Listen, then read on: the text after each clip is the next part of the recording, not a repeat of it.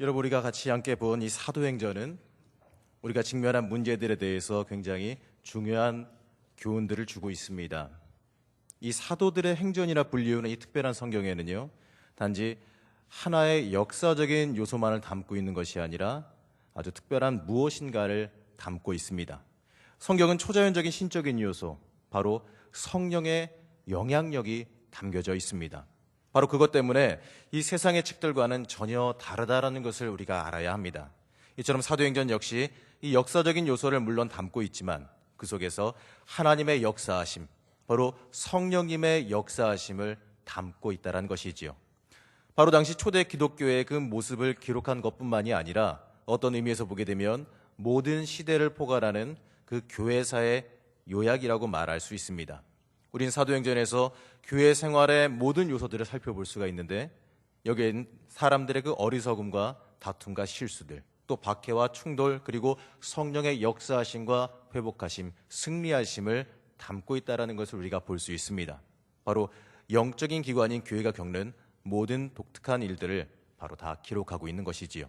그 중에서 우리가 오늘 함께 읽은 말씀인 사도행전 12장 말씀은 교회 생활의 굉장히 중대한 측면을 다루고 있습니다. 바로 교회가 아주 거대한 박해에 직면한다는 것이지요. 12장은 지금까지 교회가 겪어온 모든 시대의 박해를 정확하게 집약해서 보여주고 있습니다. 바로 박해에 직면한 교회가 어떻게 해야 되는지, 바로 어려움에 직면한 성도가 어떻게 대처해야 되는지를 명확하게 보여주고 있습니다. 말씀에서는 당시 이스라엘의 가장 강력한 권력이었던 헤로드 왕과 그 반대되는 초대교회, 바로 베드로와의 비교가 나오고 있습니다. 우린 때때로 말이 안 되는 경쟁과 싸움을 보게 되어지면 이렇게 말하지요. 어른과 아이의 싸움이라고요. 성경에서 보게 되면 다윗과 골리앗의 싸움이 그러했고, 오늘 말씀의 배경이 되는 헤로드 왕의 그 강력한 권세와 베드로와 초대교회의 그 약한 싸움이 바로 그러합니다. 우리는 성경과 역사를 통해서 그 헤롯의 그 힘과 권세가 얼마나 대단한 것인지를 잘 알고 있습니다. 그 반면에 베드로와 초대교회의 그 연약함이 얼마나 연약한지, 그 둘의 힘의 차이가 얼마나 극명하게 차이가 나는지 너무나도 잘 알고 있지요. 도대체 이처럼 약한 초대교회가 이 거대한 왕권 세력 앞에서 과연 무엇을 할 수 있었겠습니까? 아마 그 어떠한 저항도 무의미해 보였을 것입니다. 그러나 말씀에서 보게 되어지면 교회는 베드로를 위해서 하나님께 간절히 기도했다라고 말씀하고 있습니다. 그래서 비록 눈에 보이는 모습은 세상적인 기준으로 보게 되면요, 교회가 승리할 가능성이 전혀 없어 보이지만 실제로는 그렇지 않다는 것이지요.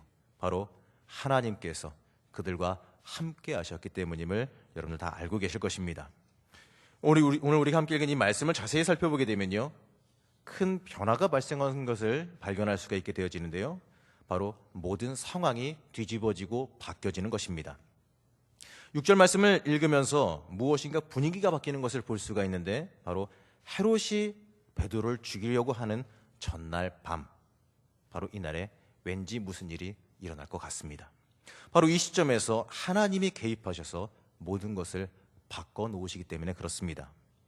우리는 위기의 상황에서 사람의 능력으로 아무것도 할 수 없다는 것을요, 너무나도 잘 알고 있습니다. 그러나 우리는 아무것도 할 수 없는 그 상황에서 행동하시는 하나님을 만날 수 있습니다. 행동하시는 하나님, 여러분, 이것은 바로 복음의 중심이 되는 메시지를 한마디로 요약한 것이지요. 바로 이것이 우리가 오늘 말씀을 통해서 살펴보려고 하는 것입니다. 여러분, 행동하시는 하나님, 이 행동하시는 하나님, 이 말을 다른 말로 바꿔보면 어떻게 말해볼 수 있겠습니까?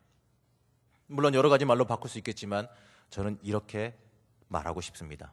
바로 기도에 응답하시는 하나님. 하나님은요, 우리의 기도를 절대적으로 응답하시는 걸 믿으시기 바랍니다. 우리의 기도를 흘려듣지 않으십니다. 하나님은 우리의 기도의 목소리를 귀 기울여 들으십니다.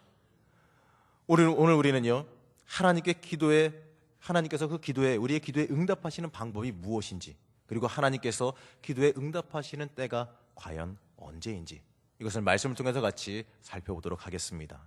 먼저 보게 되어지면 하나님께서 기도에 응답하시는 방법인데, 첫째로는요, 평안함으로 우리에게 응답하여 주십니다. 여러분, 오늘 본문에서 보게 되어지면 하나님께서 베드로에게, 초대교회에게 어떻게 응답하셨냐고 물어보면 여러분들은 뭐라고 대답하시겠습니까? 아마도 대부분의 사람들은 옥중에 광채가 비치고 천사가 베드로를 깨우시고 옥문을 열어 기도에 응답하셨다라고 말할 것입니다. 물론 이건 옳은 말이고 맞는 말입니다. 하지만 우리는 그것보다 그 이전에 무엇인가가 먼저 베드로에게 임했다라는 것을 볼 줄 알아야 합니다. 바로 그날 밤 베드로는 두 군인들 사이에서 잠을 잤다라고 말하고 있습니다. 우리는 먼저 베드로에게 잠의 은총을 주셨다라는 것에 주목해야 합니다. 헤롯 왕마저도 하나님께서 베드로를 빼돌리실까 봐, 하나님께서 베드로를 건져내실까 봐 걱정하며 잠 못 이루고 있는 그 밤에 베드로는 두 명의 군인들 사이에서 쇠사슬 두 개로 묶여있는 그 상태에서 잠을 자고 있었다고 말합니다. 여러분, 이것은요 매우 중요한 문제입니다. 헤롯이 잡아내려고 하는 그 전날 밤에 여러분, 이것이 무엇을 말하고 있겠습니까? 이때는 분명히요 이스라엘의 절기상으로 무교절 기간의 마지막 날을 말하고 있습니다. 헤롯은 베드로를 죽여서 그 유대인 군중들을 기쁘게 하려 했겠지만 무교절 기간이기 때문에 그 유대인의 율법과 전통에 따라서 그 기간에는 사람을 죽일 수가 없었습니다. 그러나 이제 이 절기가 끝났습니다. 이제 아침이 되면 틀림없이 헤롯 왕은 행동을 취할 것입니다. 물론 베드로도 유대인인지라 이 사실을 너무나도 잘 알고 있었습니다. 잠자리에 누웠을 때 베드로는 틀림없이 그 밤이 이 땅에서의 마지막 밤이 될 것을 너무나도 잘 알고 있었다는 것이지요. 날이 밝아오면 틀림없이 자기 자신이 끌려나가 처참하게 죽게 되어지는 상황을 너무나도 잘 알고 있었다는 것입니다. 군인들을 보내서 베드로를 죽이려 할 것이지요. 그러나 베드로는 이러한 상황에서 초조하고 불안해서 잠 못 이루는 것이 아니라 편안히 깊은 잠을 잤다라고 말합니다. 어느 정도 편안하게 깊은 잠을 잤냐면 천사가 와서 깨우는데 안 일어납니다. 차서 깨웠다 그러지요. 차서 깨워야 될 정도로 깊은 잠에 빠졌다라는 것입니다. 이 불안한 상황 속에서요. 여러분, 이것은 하나님이 기도에 응답하시는 한 방법임을 여러분들 아셔야 합니다. 감옥에 갇혀 다음날 아침이면 사형에 처해질 것을 알고 있는 베드로에게 잠이라는 평안을 선물로 주신 것이지요. 여기에 대해서 시편은 이렇게 말씀하고 있습니다. 시편 3장 5절에 보게 되면요, 내가 누워 자고 깨었으니 여호와께서 나를 붙드심이로다. 시편 4장 8절에서 보게 되면 또 이렇게 말합니다. 내가 평안히 눕고 자기도 아리니 나를 안전히 살게 하시는 이는 오직 여호와이시니이다. 여러분, 잠자리에 눕는 것과 편안히 잠을 자는 것은요 엄연히 다른 이야기지요.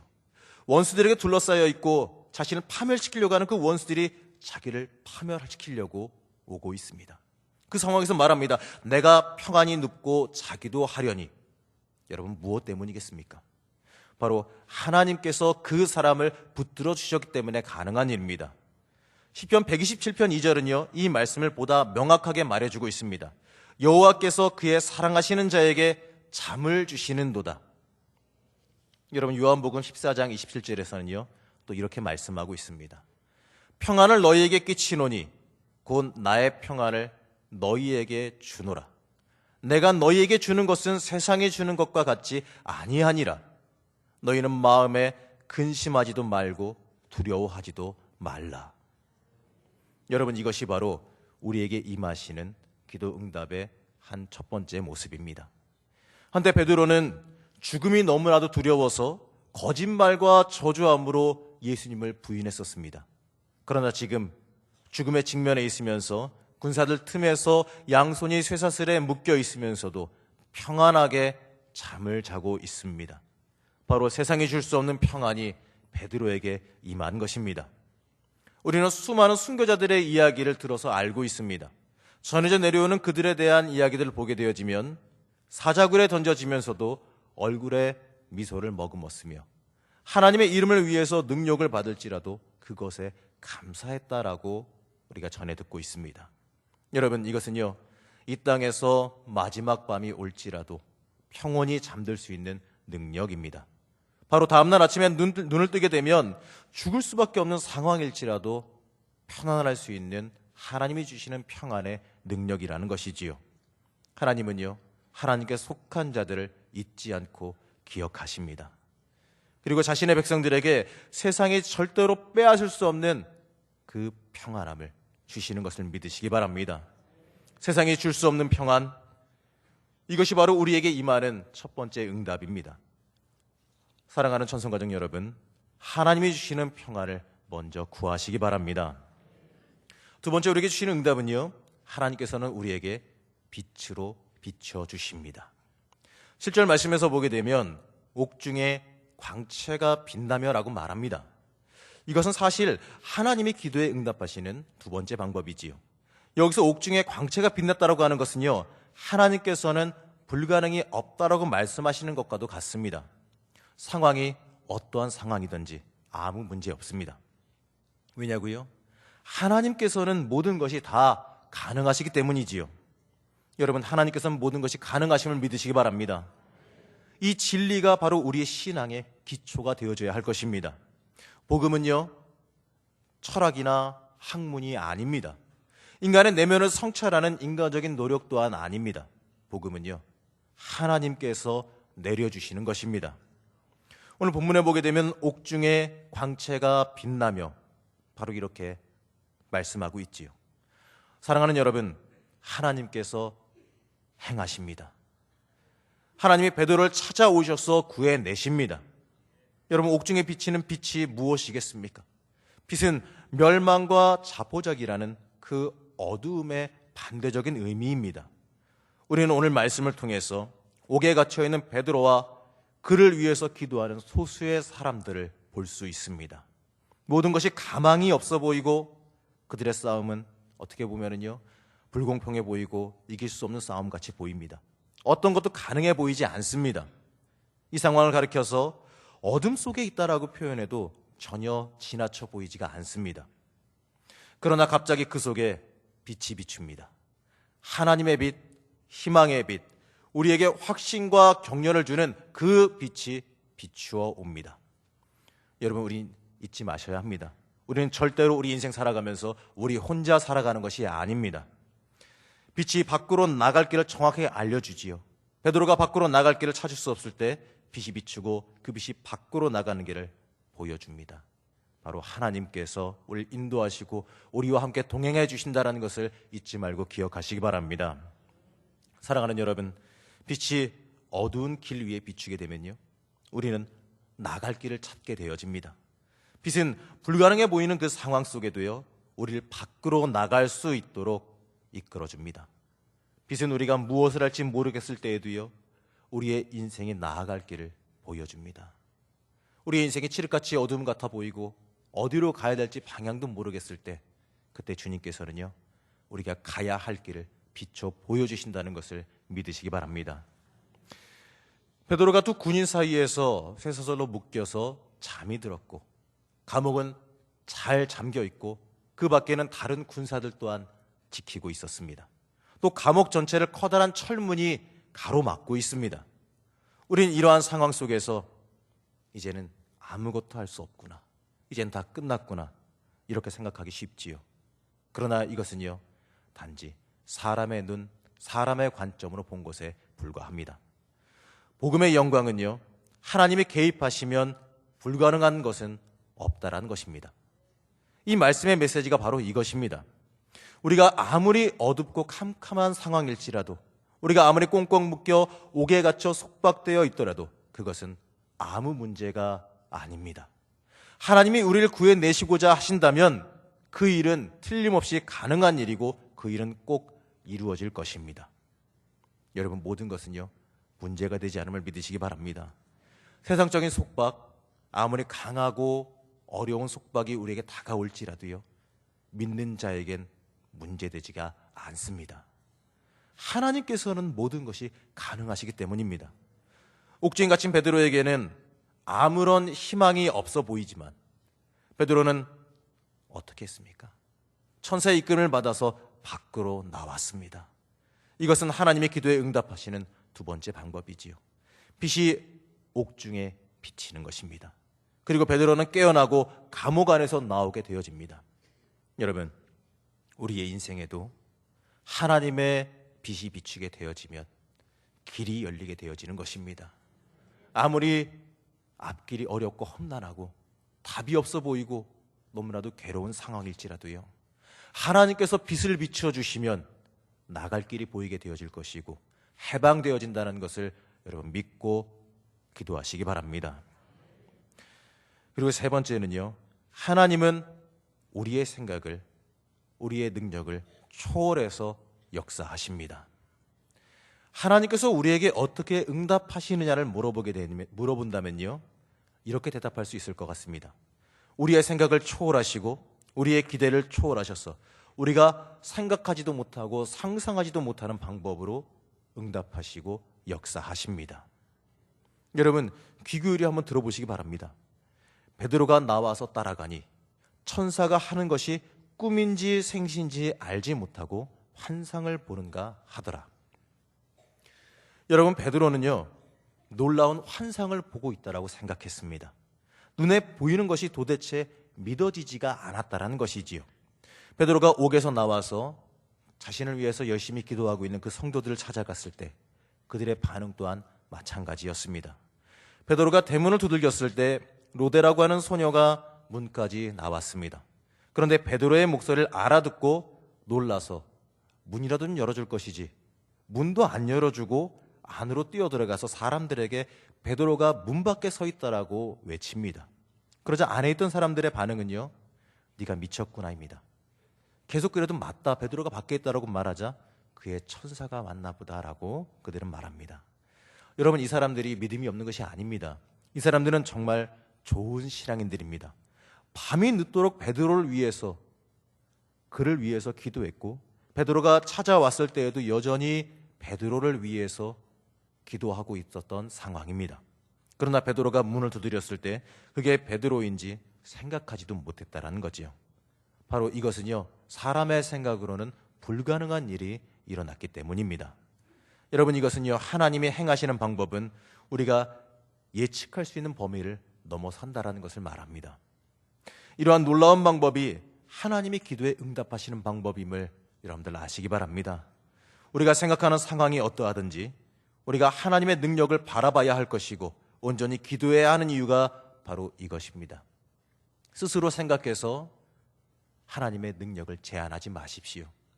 내가 생각하기에는 이거는 불가능할 것 같은데요.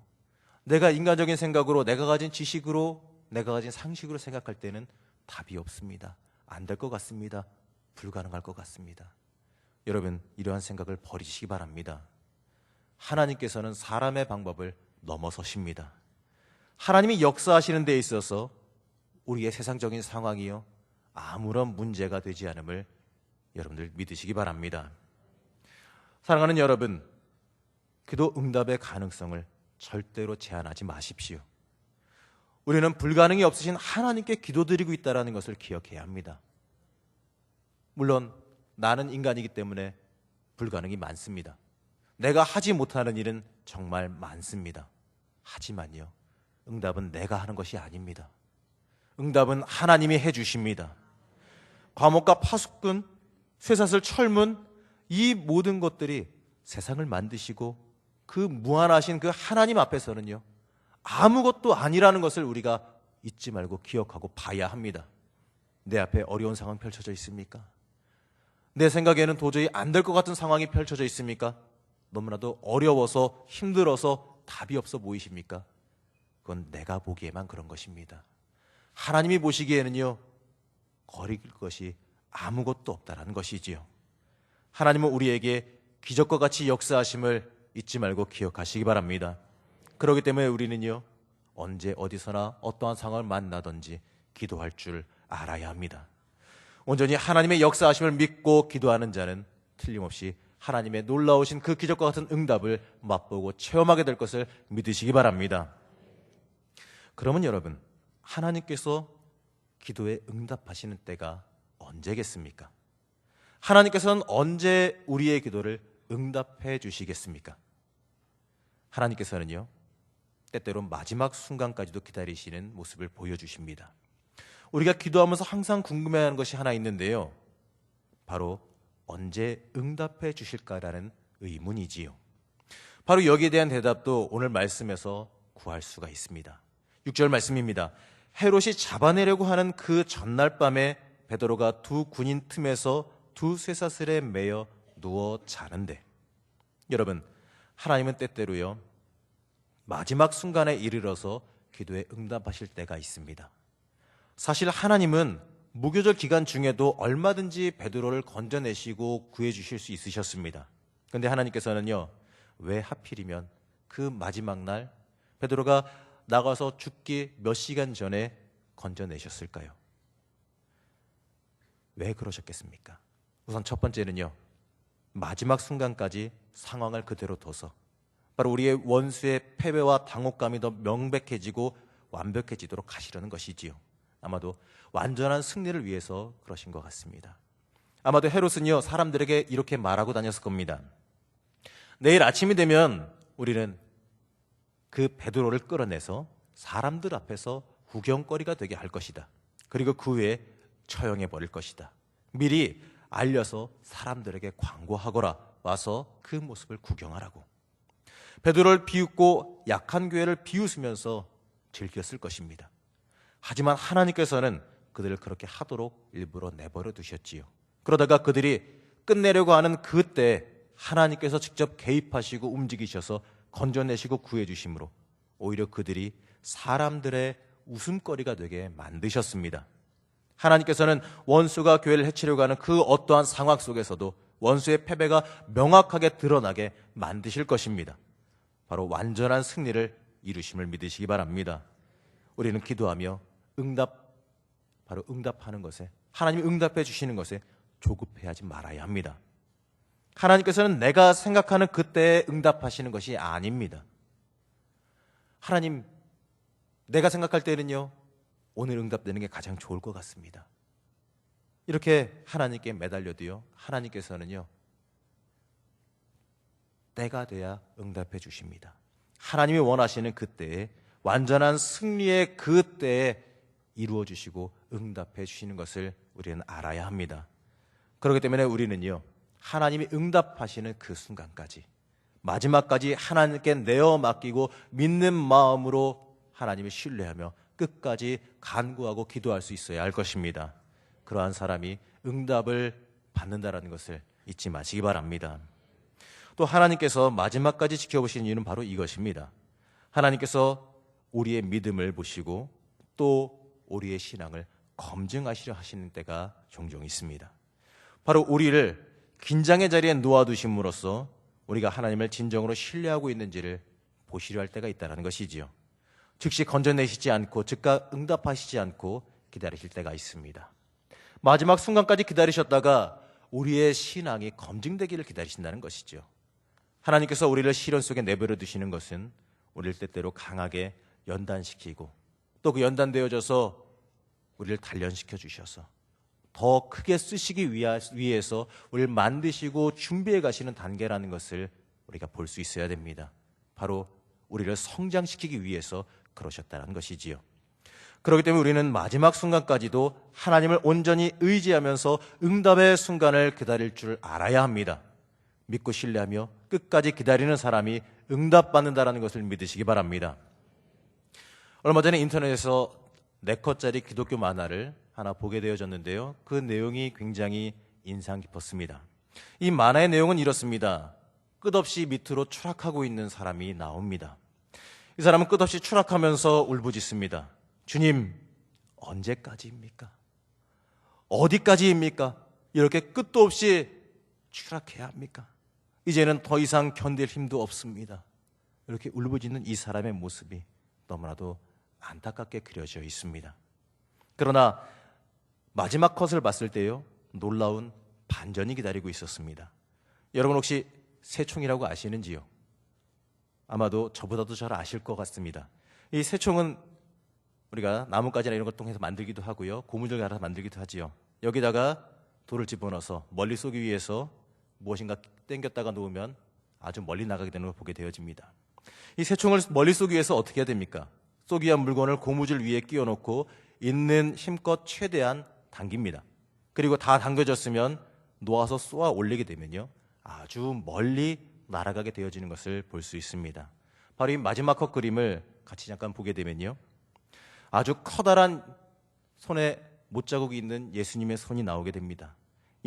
아주 커다란 예수님께서 그 추락하는 사람을 아주 커다란 새총에 올려놓으시고 높이 쏘아 올리시기 위해서 시위를 당기고 있는 그림입니다. 바로 그 사람이 추락하고 있는 모습은요, 망하고 추락하고 괴롭힘 당하는 것이 아니라 그 사람을 높이 쏘아 올리시기 위해서 하나님께서 준비하고 만들어가는 과정이었다는 것을 상징적으로 보여주고 있습니다. 이 경우에는 그 새총 위에서 내려가지 않고 끝까지 버티게 되어지면요, 하나님께서 쏘아 올려주시는 대로 아주 높이 날아가게 되어져 있다는 것입니다. 여러분, 이것은요, 우리도 마찬가지입니다. 하나님께서는 우리를 사랑하십니다. 하나님께서는 여러분들을 사랑하십니다. 그렇기 때문에 하나님께서는요, 우리를 항상 좋은 곳으로 인도하시고 복 주기를 원하십니다. 여러분 절대로 잊지 마십시오. 하나님은 여러분들을 복 주기를 원하십니다. 그렇기 때문에 하나님이 이끌어 가시는 길을 순종하며 믿음으로 따라갈 수 있어야 할 것입니다. 끝까지 기도와 간구로 주님을 붙잡고 따라가야 합니다. 때때로 그 길이 완성되어져 가는 길이기 때문에 어떨 때는 힘들 때도 있고 어려울 때도 있을 수 있습니다. 하지만 우리가 준비되어지면 응답해 주실 것을, 아까 보셨던 그림처럼 높이 쏘아 올려주실 것을 믿으시기 바랍니다. 믿고 의지하고 주님께 내어 맡기는 사람은 틀림없이 주님께서 응답하여 주실 것이고 높이 쏘아 올려주실 것을 믿으시기 바랍니다. 사랑하는 천성가족 여러분, 여러분의 삶이 혹시 어려움으로 둘러싸여져 있으십니까? 여러분의 상황이 불가능한 상황 속에 빠져 있다라고 혹시 생각하십니까? 우리의 문제를 해결하기 위해서 내가 할 수 있는 일이 아무것도 없다라고 혹시 느껴지시는지요? 혹시 낭만과 슬픔 속에 잠겨 있으십니까? 여러분, 하나님께 기도하며 간구하시기 바랍니다. 여러분, 아무것도 할 수 없다 그럴 때요, 우리가 잘못 알고 있는 겁니다. 아무것도 할 수 없다라고 생각할 그때 우리는 기도할 수 있습니다. 그리고 하나님의 응답의 순간을 기도하며 기다리시기 바랍니다. 하나님께서는요, 틀림없이 여러분들에게 응답하여 주실 것입니다. 우리가 할 수 없는 것이라도 하나님은 할 수 있음을 믿으시기 바랍니다. 하나님은 우리에게 평안을 주시고 또 우리의 인생에 빛을 비춰주십니다.